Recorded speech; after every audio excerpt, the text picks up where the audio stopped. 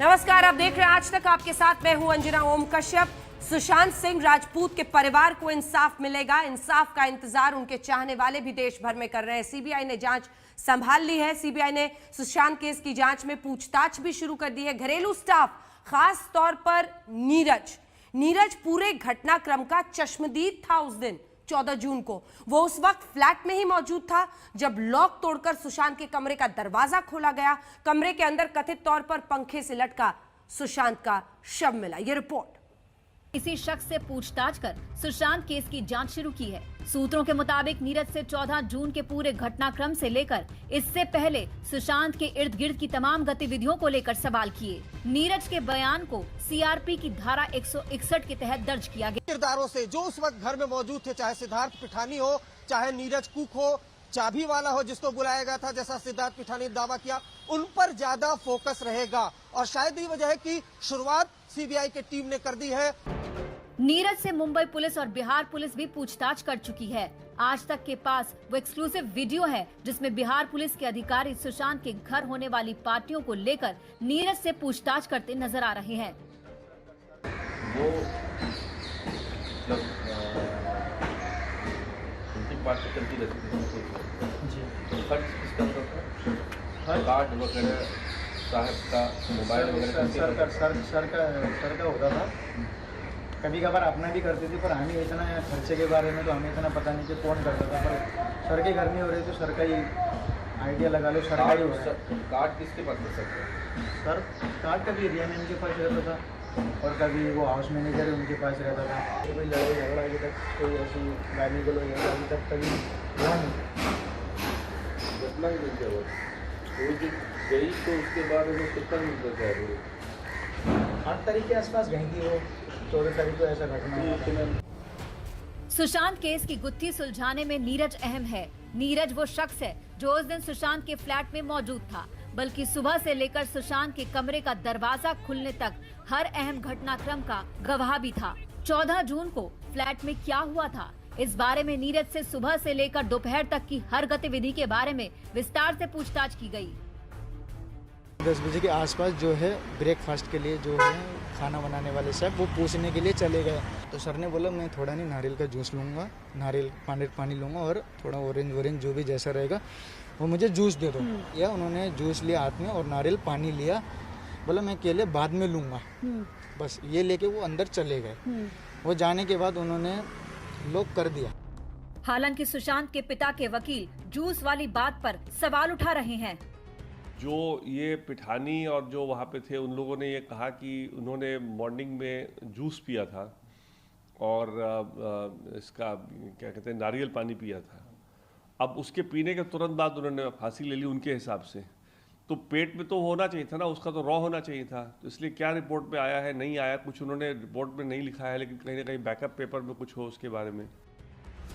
नीरज के मुताबिक जूस और नारियल पानी लेकर सुशांत ने कमरे का दरवाजा अंदर से बंद कर लिया था, क्योंकि कुछ देर बाद जब नौकर सुशांत से ये पूछने लगा कि लंच में क्या लेंगे तो उनका दरवाजा बंद था और उन्होंने कोई जवाब नहीं दिया। नीरज के मुताबिक इसके बाद हर 15 से 20 मिनट में घर में मौजूद अलग अलग लोग दरवाजे को नॉक करते रहे, लेकिन दरवाजा नहीं खुला। सुशांत के फोन को भी रिंग किया गया, लेकिन कोई जवाब नहीं मिला। जैसे खटखटाया तो कोई रिप्लाई नहीं आया। तो फिर जो सिद्धार्थ ने उनके पास सर का नंबर है, हमारे पास नहीं, उन्हीं के पास। तो सर को 2 बार उन्होंने कॉल किया तो बेल बज रहा था, रिप्लाई नहीं आया कोई। तो रिप्लाई नहीं आया तो फिर सब ने एक बार ट्राई करा। तो ट्राई करने के बाद फिर हमने सोचा चाबी ढूंढ लेते हैं, सो ही रहे होंगे तो कोई बात नहीं, खोल के हल्का सा देख भी लेंगे, कोई बात नहीं, क्या बात है नहीं है। कभी बाथरूम में फंस गए तो कभी लॉक तो नहीं लग गया कुछ दिमाग में हमें, पर हमारे दिमाग में ये चीज़ नहीं चल रहा था कि कुछ सर गलत काम कर सकते हैं। आखिरकार सिद्धार्थ पिठानी ने एक चाबी वाले को बुलाया और दरवाजे का लॉक तोड़ डाला। इसके बाद सबसे पहले सिद्धार्थ कमरे के अंदर गया। फिर क्या हुआ, नीरज की जुबानी सुनिए। सिद्धार्थ ने नीचे उतारा तो हमने पेट वेट दबाया, छाती दबाई, सीना दबाया। हमें लगा कि कुछ थोड़ा बहुत अगर सांस वांस रहेगी तो हो जाएगा, कुछ ले जाएंगे। पर काफ़ी टाइम हो चुका था, घंटे भर उन्हें हो चुका था, बॉडी बिल्कुल ठंडी हो चुकी थी। सीबीआई जांच में नीरज अहम कड़ी हो सकता है, लेकिन अहम सवाल ये है कि नीरज ने सीबीआई के सामने भी वही बोला जो अब तक बोलता रहा। क्या सीबीआई इससे कोई नई जानकारी निकाल पाई? श्रुति बड़जात्या और मुनीश पांडे के साथ अरविंद ओझा, मुंबई आज तक। जिस नीरज की एक्सक्लूसिव बातचीत आपने आज तक पर सुनी है, उस कुक से लगातार पिछले 3 घंटे से सीबीआई की पूछताछ चल रही है। हर जानकारी लेने की कोशिश है कि आखिर किन परिस्थितियों में क्या कुछ हुआ था। देखिए, यहाँ पर वो तमाम बातें बता रहे हैं, लेकिन बारीकी से जब जांच होती है और हत्या से लेकर आत्महत्या, हर मोर्चे पर जांच को सीबीआई आगे ले जा रही है, तो तरह तरह के सवाल होते हैं। आपको बता दें, कमरे में मौजूदगी के बारे में ही नीरज से सवाल जवाब किए जा रहे हैं। 3 घंटे से लगभग ये पूछताछ चल रही है कुक नीरज से। ये लंबी पूछताछ जारी है जिसमें सब कुछ जानने की कोशिश है। 13 जून, 14 जून क्या कुछ हुआ था इन 2 तारीखों को। 8 जून के बाद रिया ने वो घर छोड़ दिया। अब घर का जो स्टाफ होता है वो एक एक चीज घर के बारे में जानता है, हर आने जाने वाले पर, या फिर कौन क्या कह रहा है, क्या आपस में अनबन थी, क्या तबीयत में कोई दिक्कत थी, तमाम बातें, कौन सी दवाई दी जा रही थी, कौन दे रहा था, एक एक चीज, कई सारे बिंदुओं पर सवाल जवाब हो सकता है इस मामले में। और इसीलिए 13 जून के बारे में सीबीआई ने कई सवाल पूछे हैं, इस तरह की जानकारी आ रही है। कई सारी थ्योरीज इस पूरे मामले में आई है, याद रखिए, और इसीलिए 13 जून भी 14 जून की ही तरह महत्वपूर्ण हो गया है कि आखिर 13 जून को सुशांत से कौन कौन मिला था, क्या कुछ हुआ था। आइए आपको सीधे लिए चलते हैं। शम्स लगातार हमारे साथ बने हुए हैं। शम्स, नीरज से पूछताछ अभी भी हो रही है 3 घंटे से। डीवीआर कब्जे में ले लिया गया है। नीरज जी, मैं आपके पास भी इसके बाद फौरन आऊंगी।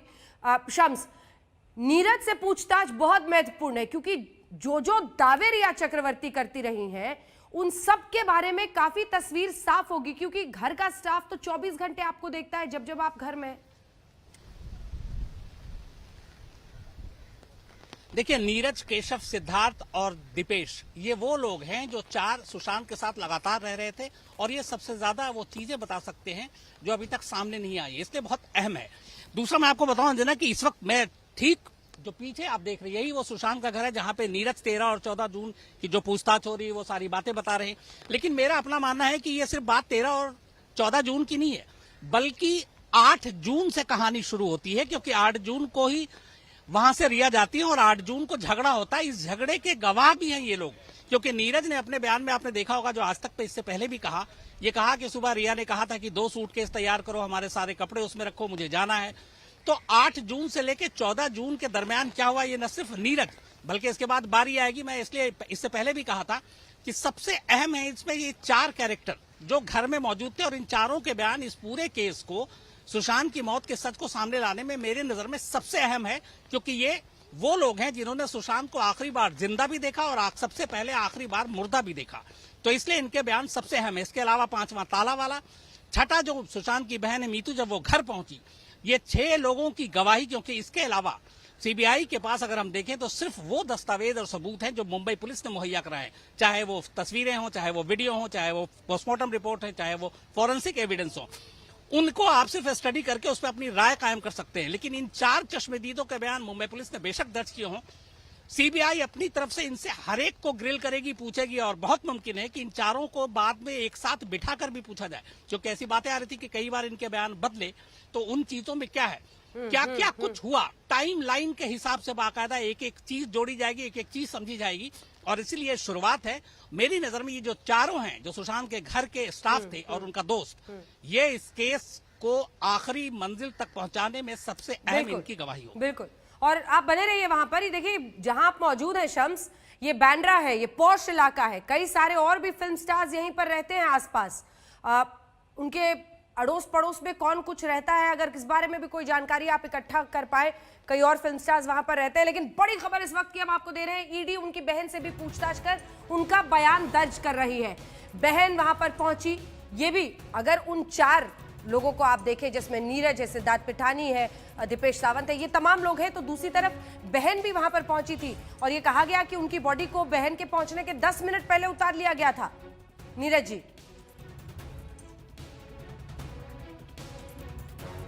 नीरज सिंह जी, चलिए आपको हम उनसे बातचीत भी कराएंगे। इस बीच आपको बताते हैं नीरज ने उस रोज क्या देखा था, उस रोज सुशांत के फ्लैट में कौन कौन से लोग थे। 14 जून की घटना को लेकर आज तक ने नीरज से विस्तार में बात की थी। 14 जून की कहानी जो नीरज की जुबानी है, आज तक के पास। पहले वो सुनिए, अभी तो 3 घंटे से पूछताछ अब सीबीआई कर ही रही है। 14 तारीख को ये जो हादसा हुआ तो उसके पहले क्या हुआ वो हम नीरज आपसे जानना चाहते हैं कि 13 तारीख को क्या हुआ। 13 तारीख को कुछ नहीं हुआ। 13 या 12 तारीख को से मैम चली गई थी, तो मैम सबको म्यू बोल के गई थी ध्यान रखना। बाकी सर के दिमाग में पता नहीं क्या था, हमें भी नहीं पता। फिर हमारा काम क्या है, सर को खाना पीना पूछना है टाइम टू टाइम, क्या चाहिए सर क्या नहीं चाहिए, वो हमारा फ़र्ज़ है कि नहीं। बाकी हम और चीज़ नहीं पूछते कि सर किस तरह की प्रॉब्लम है, ये चीज़ हम सर से कभी बात नहीं करते, है ना। तो हमने सर से खाने पीने के लिए पूछा, जो शेफ़ ने उनसे पूछा सर आपने कुछ खाया भी नहीं तो खाने के लिए क्या किया जाए, 13 तारीख की बात है। तो उन्होंने बोला मुझे कुछ नहीं, मैंगो शेक खाना। तो मैं मैंगो आम नहीं थे तो मैं फटाफट गया मार्केट में, आम मैंगो लेके उन्हें मैंगो शेक बना के दिया। तो उन्होंने कहा ठीक है मैं गुड नाइट सोने जा रहा हूँ। ओके, तो सर 13 तारीख को सो गए थे। तो 14 को मॉर्निंग को 14 जून को वो 6 बजे उठे थे। उस दिन मेरा टाइम क्या था, मैं 7 बजे उठता था, फिर आधा घंटा मैं डॉगी को वॉक करा के लेके आता था। तो 6 बजे उठे थे, थोड़ा उन्होंने शायद थोड़ा वॉक किया होगा इधर उधर जैसा भी। तो फिर वो आए 8 बजे के आसपास, तो मैं उनके गेट से सफाई कर रहा था। तो सर बाहर निकले जैसे गेट से, बिल्कुल हैप्पी मूड ठीक था, इतना भी वो नहीं था, थोड़ा मतलब इतना भी सीरियस नहीं थे, इतना भी खुश नहीं थे, ठीक ठाक माइंड में। हाँ, तो सर ने मेरे को बोला नीरज मुझे ठंडा पानी ला के दो। मैंने कहा ओके सर। मैं फटाफट भागता हुआ गया, मैं ठंडा पानी लेके आया, ठंडा पानी उनको दिया। देने के बाद सर ने पानी पिया, तो जस्ट मुझे गिलास दिया। तो देने के बाद बोला सब ठीक है ना मामला नीचे। मैंने कहा हाँ सर सब कुछ ठीक है। ओके, हल्का फेस में स्माइल दिया। तो उसके बाद वो रूम पे चले गए। उसके बाद मैं नहाने धोने जो है सफाई पे करने चला गया। फिर उसके बाद 10 साढ़े 10 बजे के आसपास जो है ब्रेकफास्ट के लिए जो है खाना बनाने वाले साहब वो पूछने के लिए चले गए कि ब्रेकफास्ट और क्या लोगे आप। तो सर ने बोला मैं थोड़ा नहीं नारियल का जूस लूँगा, नारियल पानी लूँगा और थोड़ा ऑरेंज जो भी जैसा रहेगा वो मुझे जूस दे दो, और साथ में थोड़ा बनाना देना बोला। तो वो जो शेफ़ है वो तीनों लेके गए ट्रे में। तो सर ने गिलास जूस और जो है हाँ, ट्रे नहीं लिया उन्होंने, जूस लिया हाथ में और नारियल पानी लिया। बोला मैं केले बाद में लूँगा, बस ये लेके वो अंदर चले गए। वो जाने के बाद उन्होंने लॉक कर दिया। करने के बाद हम उसका हमें पता है अभी ब्रेकफास्ट में अभी ये ले लिया, अभी 1 घंटे तक 1.5 घंटे तक अभी कुछ नहीं लेंगे, वो सभी जानते हैं। ठीक है, फिर उसके बाद हमने उन्हें मतलब आधा पौना घंटे तक हमें उन्हें डिस्टर्ब नहीं करा, हम अपने काम पे लग गए। सर ने जैसे लिया फिर हम फ्री हो गए। फिर हम लोगों ने ब्रेकफास्ट किया, जैसे उसमें नहा धो के एकदम फ्रेश हो गए। फिर किचन साहब ने बोला एक बार और मैं खाने के लिए पूछ लेता हूँ दिन का क्या प्रोग्राम है। वैसे तो लग रहा है खाएंगे नहीं, फिर भी पूछ लेते हैं। तो वो गए पूछने के लिए, तो लॉक लगा हुआ था। तो उन्होंने जैसे उस तरीके से खटका जिस तरीके से वो सो रहे हैं, तो हल्का खटखटाया। तो वो खटखटाते, अगर मैम होती तो खटखटाते हम खोलते नहीं है, सिर्फ सर होते तो खटखटाने के बाद हम वो खोलते हैं। हाँ, क्योंकि सर ही रहते हैं। तो उन्होंने खटखटाने के बाद जैसे खोला, अंदर खोलने के बाद तो वो लॉक लगा हुआ था अंदर से। तो जैसे लॉक लगा था तो उन्होंने सोचा कि सो रहे हैं वो, तो नीचे आए। तो मैंने पूछा क्या फाड़ने का क्या प्रोग्राम, कुछ पूछा। कह रहे वो अभी मॉक लगा हुआ है। तो हमने कहा तो सो रहे होंगे, अभी डिस्टर्ब करने से कोई फ़ायदा नहीं है। ठीक है, तो हम अपने काम पे लग गए। फिर 15-20 मिनट बाद फिर मेरा भी ऊपर का ही राउंड बनना था। तो मैं भी एक हिसाब से जिस हिसाब से सो रहे, तो मैंने खटखटाया, हल्का आराम से खटखटाया, तब भी कोई रिप्लाई नहीं आया। तो मैंने एक बार खोल के देखा, फिर भी अंदर से लॉक लगा हुआ था। हमें लगा सर सो रहे होंगे, थोड़ा सा थके से, उनको अपने को ऐसा महसूस करे जैसे थके। तो थोड़ा उस टाइम उनकी तबीयत सही सी नहीं थी। उनको क्या पता उनके मन में क्या थी, अकेला महसूस कर रहे थे या किसी से मिलने का मन नहीं कर रहा था, या उन्हें पता नहीं किस चीज़ की बातें सता रही थी, उस चीज़ की हमें पता नहीं था। वहाँ में इतना दिख रहा था सर कुछ थोड़े से टेंशन में लग रहे हैं। नमस्कार, मैं हूं अंजना ओम कश्यप। हमें उम्मीद है ये वीडियो आपको पसंद आया होगा। लेटेस्ट खबरों के लिए यूं ही देखते रहिए आज तक, और इस वीडियो के पसंद आने पर लाइक, शेयर एंड सब्सक्राइब करना ना भूलें।